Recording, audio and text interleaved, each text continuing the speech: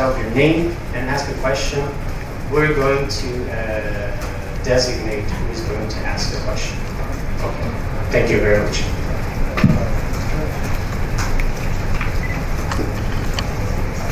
Muito bom, né? Existe ordem.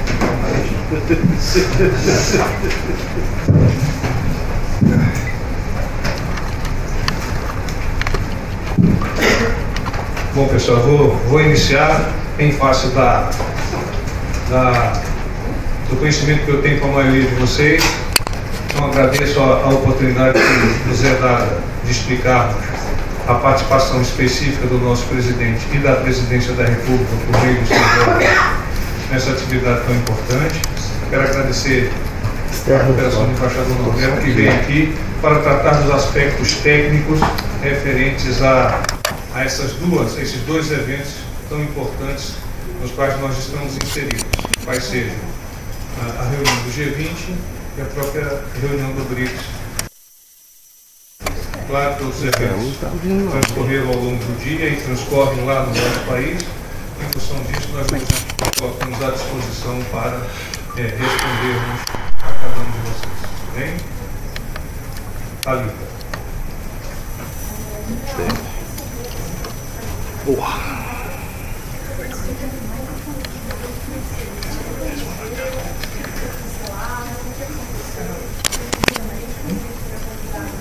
Tô sem áudio, velho. Isso. Ocorreu hoje, em torno das 3 horas, os acertos para esse encontro foram antecipadamente preparados pelas duas chancelarias.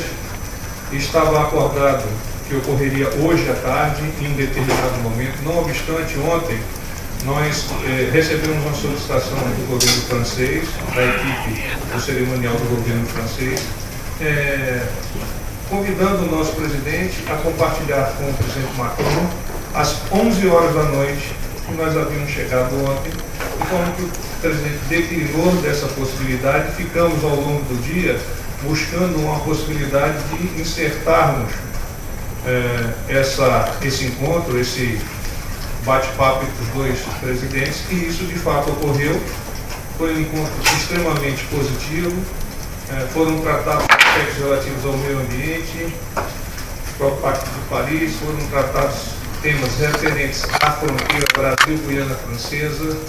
O nosso presidente convidou o presidente Macron a uma visita ao Brasil, especialmente na região amazônica, a fim de que essa visita possa colaborar na narrativa verdadeira a respeito do esforço que o presidente Bolsonaro vem realizando junto com o governo para que o meio ambiente seja preservado, como sempre o foi no nosso país, mas também nós temos a possibilidade de agregarmos a esse processo de preservação o desenvolvimento socioeconômico tão importante para o nosso país, em especial lá para a região norte, região amazônica.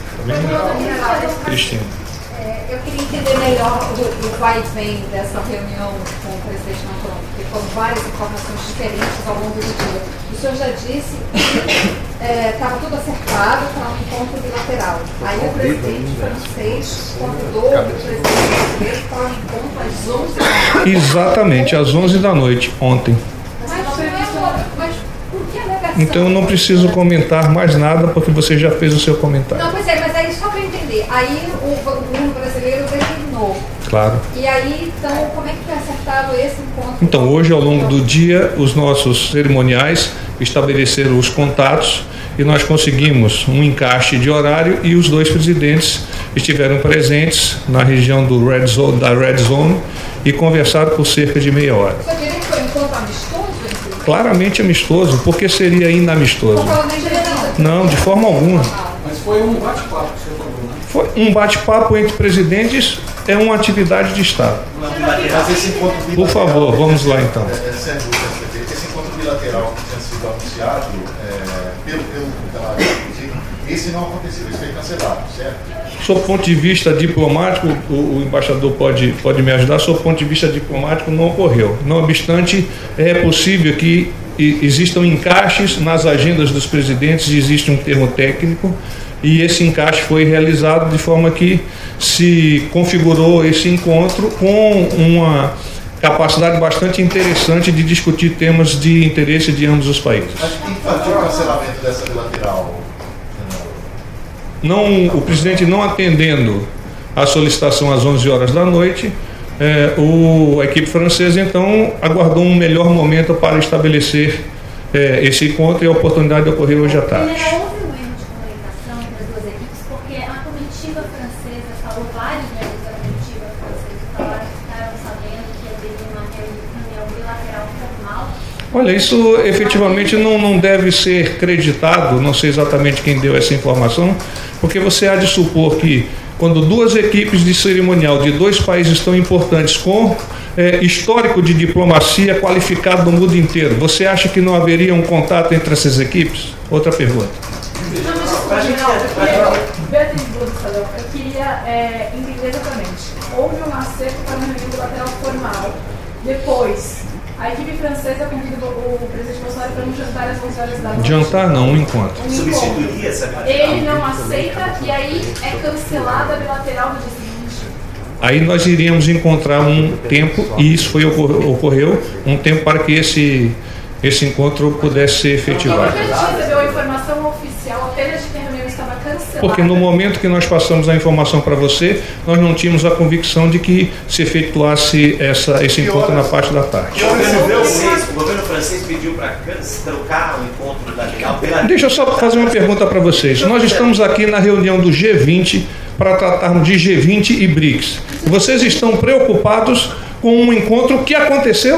Não, a gente quer entender se aconteceu ou eu posso pedir que vocês façam outras perguntas que não esse tema, porque parece que já está esgotado isso. Já expliquei. Sobre esse tema, eu não comentarei mais. Outra pergunta. Sobre esse tema, eu não tratarei mais. Outra pergunta. Sim, foi tratado Acordo de Paris, acordo Mercosul, União Europeia, questões de fronteira Guiana Francesa, Brasil, discussões a respeito da área de defesa. Então, temas bastante importantes para os países e que justificam essa busca de nós nos encontrarmos, ainda que no ambiente da Red Zone, por cerca de 30 minutos. Leonardo. Não, general, é só para ficar, me desculpe para insistir nesse tema, mas que horas, o senhor tem a hora que aconteceu esse encontro? Sim, acho que cerca de 15 horas, né, embaixador? 15 e 30. horas da tarde. Entre 3 e 3 e meia. Durou meia hora, por favor. Cerca de meia hora. O presidente Macron aceitou o convite? Ele disse que falaria com a sua equipe de cerimonial, com o embaixador dele no Brasil, mas se mostrou bastante interessado no convite. Sobre a União Europeia e Mercosul, eles estão acertando que hoje... Nós recebemos a informação. O senhor gostaria de adiantar alguma coisa?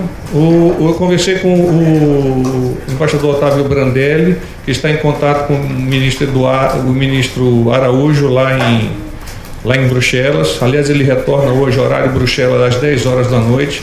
E no momento que eles falaram, estava muito avançado o acordo e nós ainda temos um dia para tratarmos dos últimos pontos. Então, estamos bastante esperançosos de que esse acordo possa, o mais pronto possível, ser divulgado. Seria anunciado amanhã? Nós não temos essa possibilidade, mas temos a esperança de que sim. Amanhã, né? Sim, horário lá de Bruxelas. O que está faltando, general?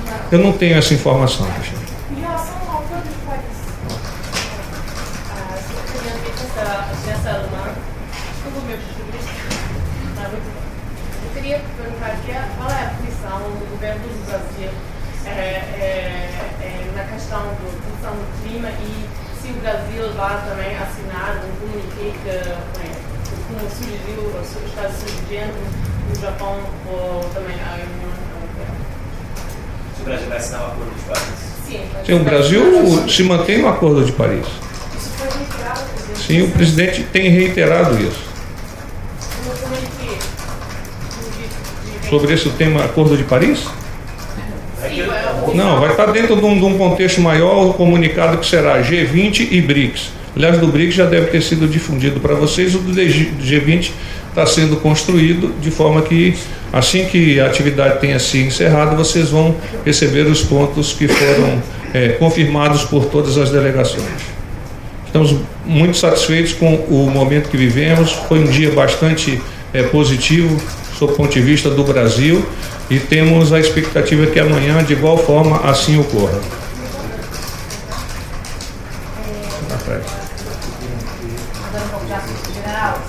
Qual é o teu nome? Cíntia da Record. Oi, Cíntia. Tudo bem? Queria saber como foi a reunião com o secretário da OCDE, teve algum avanço também nessas negociações?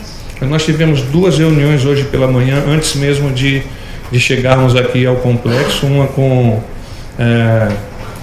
o diretor da OCDE, acho que esse é o secretário-geral da OCDE, onde ele avançou há uma expectativa extremamente positiva da inserção do Brasil dentro dessa organização tão importante. Existe uma seleção de países e há uma cronologia desta seleção. Isso está sendo tratado no âmbito da OCDE, mas o Brasil está muito bem posicionado, particularmente porque ele atende à maioria dos requisitos ou dos pré-requisitos que são apresentados por aquela organização.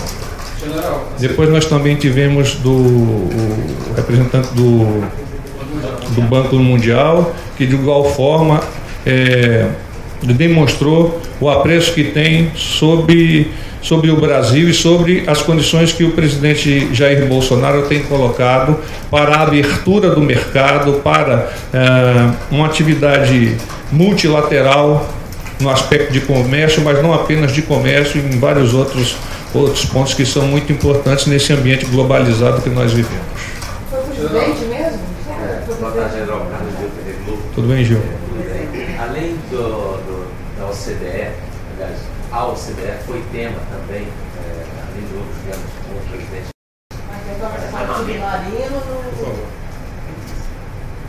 Explica o assunto sobre o Japão e o Brasil. Alguma coisa decisiva para o Brasil? O presidente Bolsonaro tem no Japão uma referência sob o ponto de vista econômico, terceira economia mundial. É importante que se diga que a maior comunidade japonesa fora do Japão está no nosso país e, igualmente, aqui a comunidade de brasileiros que vivem no Japão tem um apreço muito especial pelo presidente Jair Bolsonaro. Então nós vemos uma possibilidade muito substancial, depois eu posso pedir as considerações do embaixador, muito substancial nessa aproximação do Brasil com o Japão. E digo mais, sob o ponto de vista de que o Japão é o líder do G20 neste momento, o Brasil está alinhado com aquelas propostas que foram pré-apresentadas pelo Japão e vai buscar, por meio desse alinhamento, reforçar algumas das suas posições que são específicas do Brasil, mas que igualmente caminham lado a lado com as posições do Japão. Primeiro-ministro Shinzo Abe decidiu um novo investimento para o Brasil. Investimento, você está falando? Para o Brasil. Do Japão para o Brasil? Sim, nós estamos sempre abertos à possibilidade de recebermos investimentos.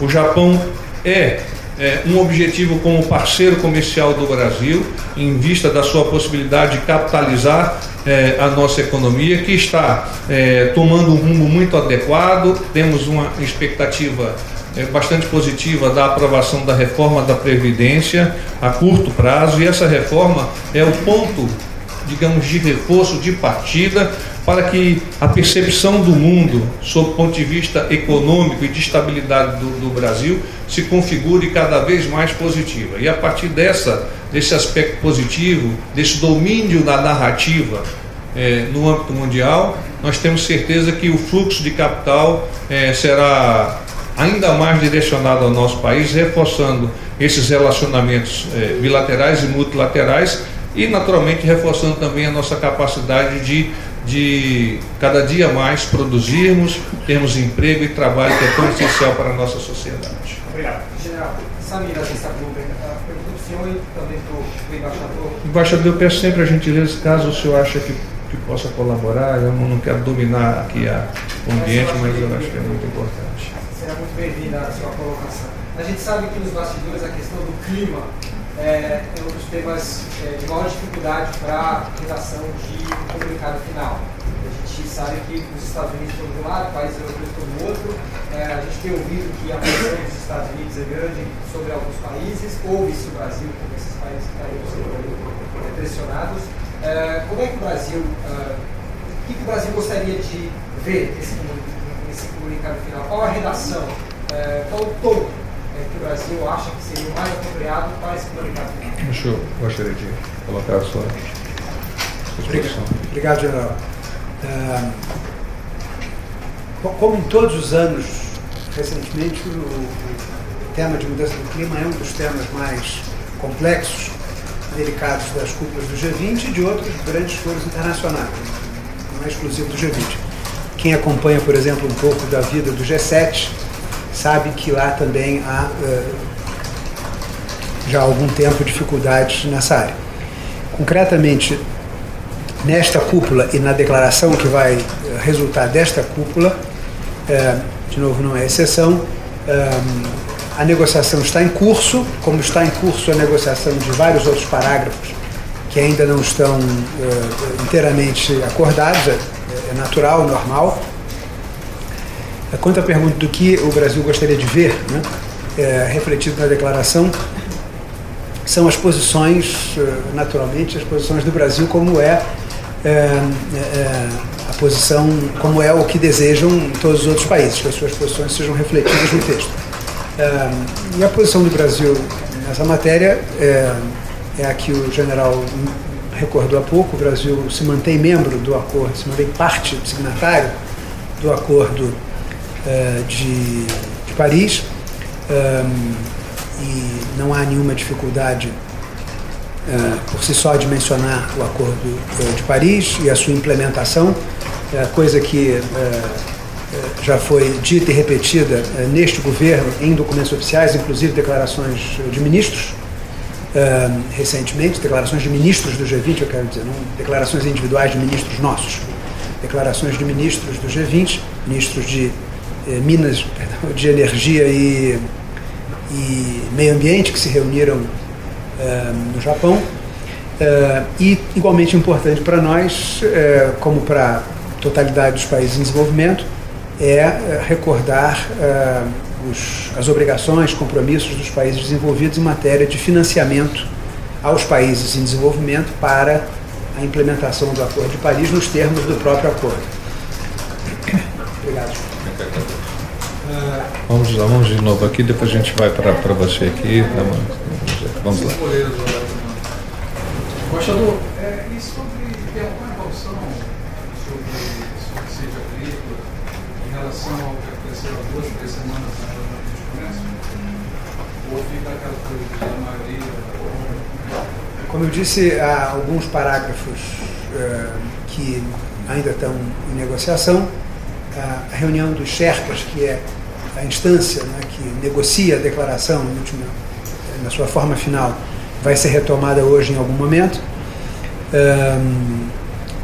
Os parágrafos sobre comércio não estão ainda fechados. E entre esses parágrafos de comércio está um que trata do tema de subsídios, em geral, de subsídios industriais, e subsídios agrícolas. E a nossa posição é a mesma que nós tivemos na reunião de ministros de Comércio e de Economia Digital em Tsukuba, em 8 e 9 de junho, se não me falha a memória,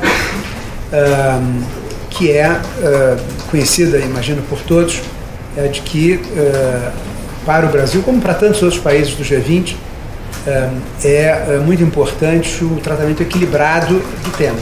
Ou seja, se nós vamos nós, comunidade internacional, muito especialmente os membros do OMC, a organização, formos nos debruçar sobre subsídios industriais, no sentido de adotar regras mais estritas, o mesmo esforço, com a mesma intensidade, deve ser aplicado a subsídios agrícolas, ou seja, um tratamento, como eu disse, equilibrado dos dois tipos de subsidiação.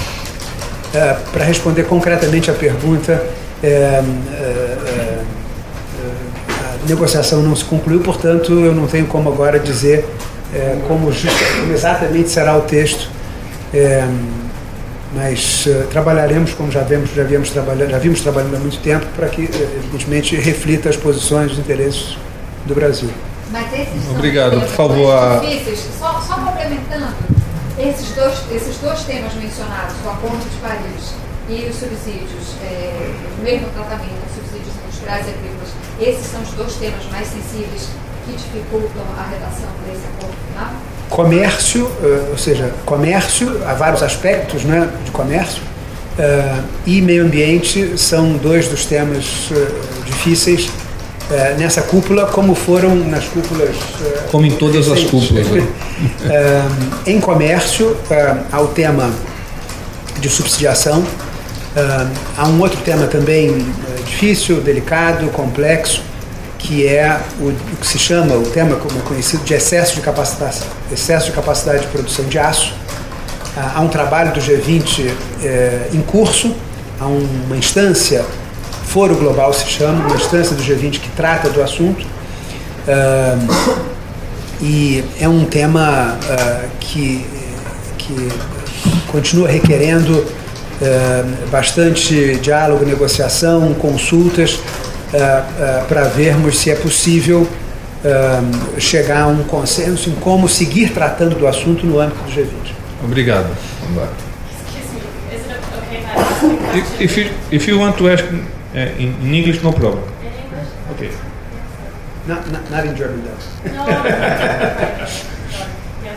I just want to ask again, sorry, about that, just to understand it clearly.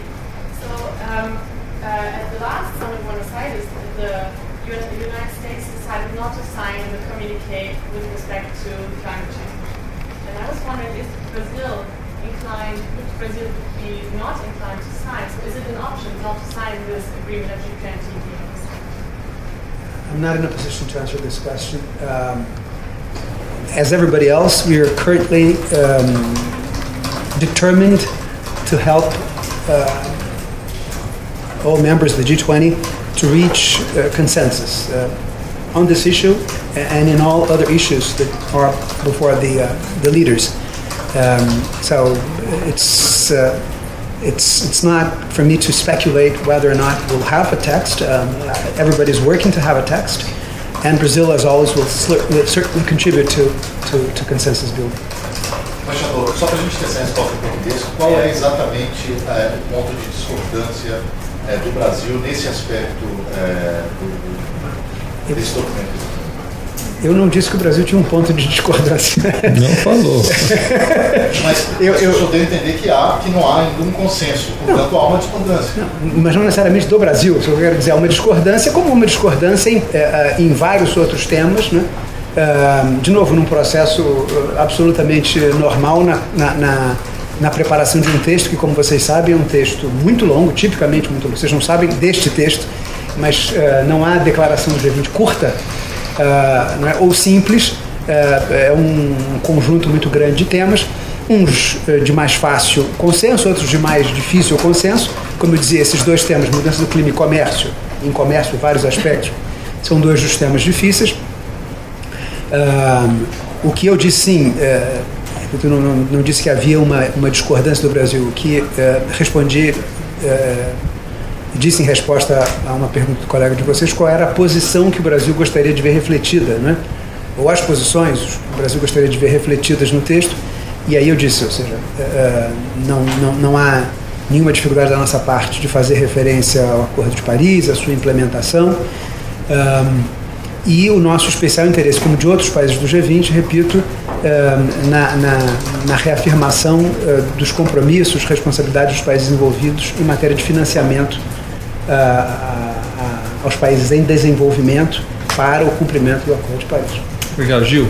Eu gostaria de voltar só rapidamente à questão da reunião bilateral com o Trump, porque o deputado Eduardo Bolsonaro, em entrevista agora há pouco, foi debatido, sim, o caso da Venezuela, que o senhor já falou sobre isso, mas que também foram conversadas questões relacionadas a possíveis sanções econômicas, inclusive relacionadas a Cuba. O que foi falado sobre Cuba nesse encontro? Existe um conceito por parte do governo brasileiro e parece que também por parte do governo americano, que o problema da Venezuela, ele extrapola a Venezuela em si e outros atores participam da solução ou participarão da solução. Obviamente que dentro daqueles que estão alinhados com a Venezuela, nós não podemos fugir de identificar Cuba como um desses apoiadores.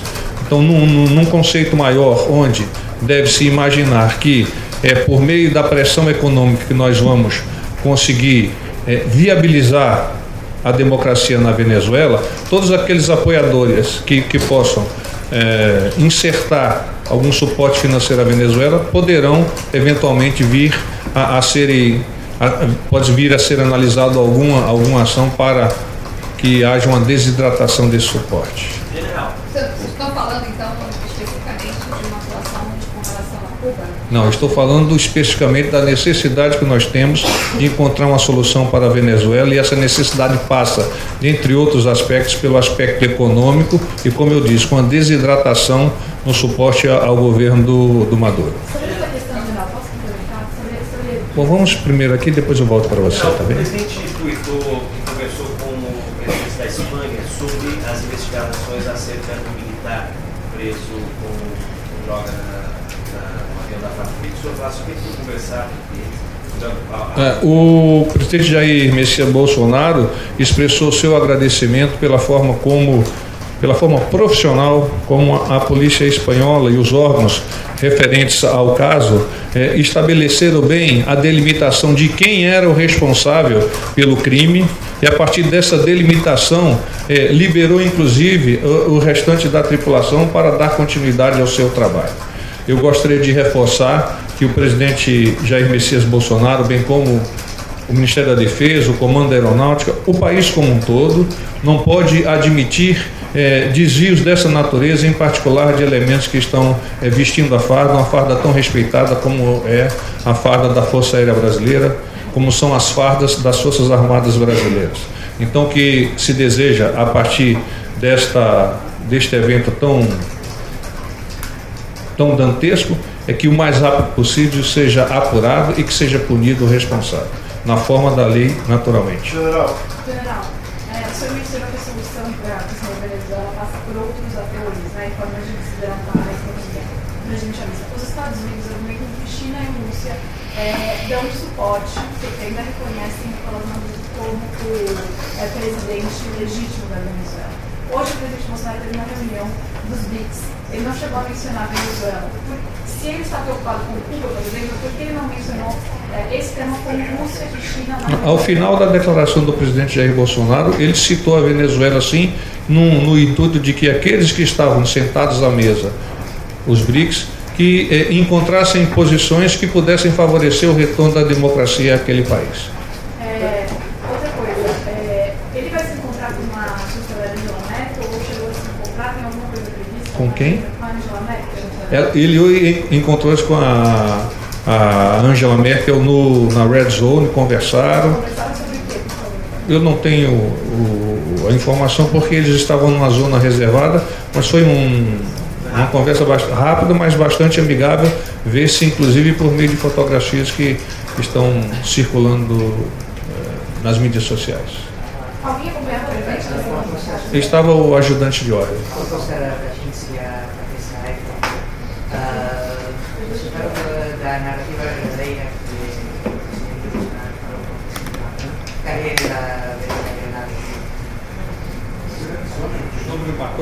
É isso que o senhor falou, eu acho que é isso, mas o senhor falou domínio da narrativa. Ok. Acho que é isso. O domínio você quer que eu explique o que significa o domínio da narrativa dentro do contexto? Nós usamos isso lá no Brasil como uma forma de passar para a sociedade aquilo que é correto e que a sociedade capture aquilo que é correto, e aí nesse contexto existe o domínio da narrativa, ou seja, aquilo que é verdadeiro tem que ser capturado pela sociedade como se fora verdadeiro ou como sendo verdadeiro, e aí quando isso ocorre há o domínio da narrativa. General, nós temos uma primeira pergunta. General Marcelo Espíndola da Rede TV. Qual a expectativa para a reunião bilateral com o Xi Jinping amanhã?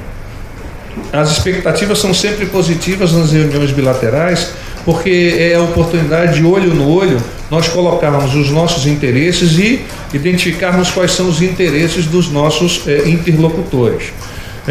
O Brasil tem muito apreço pela China, até porque nós sabemos da importância desse país sob o ponto de vista comercial, não apenas comercial, mas principalmente sob o ponto de vista comercial para o engrandecimento do Brasil. Então é uma expectativa extremamente positiva. O presidente Bolsonaro preparou-se para essa reunião e acreditamos que vamos, a partir dela, somarmos ainda mais aspectos positivos nesse relacionamento, que há pouco tivemos a oportunidade de ver quão forte é por meio da COSBAN, onde o vice-presidente Mourão, estando lá na China, compartilhou com o vice-presidente da China essa reunião e aspectos de inter-relacionamento de ambos os países. General, Léo. O senhor poderia detalhar que tipo de pressão econômica pode vir a existir em relação à Venezuela e os apoiadores da Venezuela? Isso é tese, Léo. Aspectos econômicos, rechaço a possibilidade de aporte financeiro, é tese. Nós precisamos encontrar uma solução para a questão da Venezuela. Mas essa solução foi discutida no Não, isso não, é tese. Isso foi falado. Então, eu acho que o deputado Eduardo Bolsonaro colocou no Twitter, eu nem sabia que ele tinha tweetado isso. Mas é tese. Foi falado na reunião com o presidente da República. Isso também foi falado. Mas então é isso que a gente quer ter certeza. Foi falado que poderia ser feito algum tipo de pressão econômica sobre Cuba. Sim. Não. Tipo de pressão econômica que possa desidratar o apoio financeiro ao regime do Maduro. Não sei. Qual é, não sei exatamente. Tem que ser tratado isso por meio de uma interlocução com todos os atores que estão envolvidos nesse processo. Só uma pergunta mais. O senhor falou do encontro do presidente com a primeira-ministra estrangeira e ontem, na entrevista coletiva, o presidente deu uma declaração tão dura, respondendo à entrevista dela, às declarações dela, sobre a questão do desmatamento no Brasil. O senhor pode detalhar um pouco mais, porque depois dela ter falado sobre o desmatamento, dele ter respondido daquela forma, aí hoje eles se encontram, seria muito importante para a gente saber qual foi o tom da conversa, se realmente... Completamente amistoso, amigável, como deve ser o tom de conversa de dois líderes de países tão importantes do mundo, que têm as suas responsabilidades bem delimitadas dentro dos seus interesses e das suas sociedades, mas também que têm as suas responsabilidades delimitadas num âmbito maior.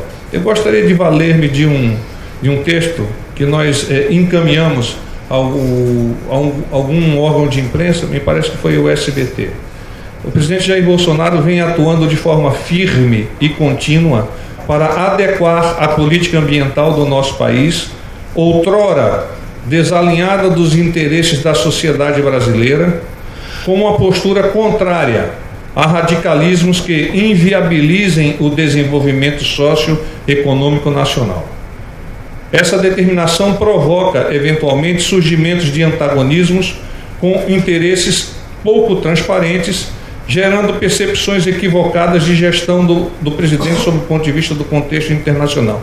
E aqui não tem nada, absolutamente nada a ver com a interlocução do presidente Bolsonaro com a Angela Merkel. Mas ela falou sobre o desmatamento? Eles conversaram, eu não sei exatamente o que conversaram, como eu já disse para você, eu não estava lá, ele estava acompanhado do ajudante de ordem. Paz e bem.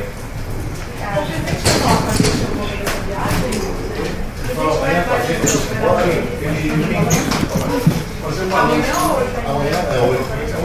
Hoje, depois de jantar, de forma alguma?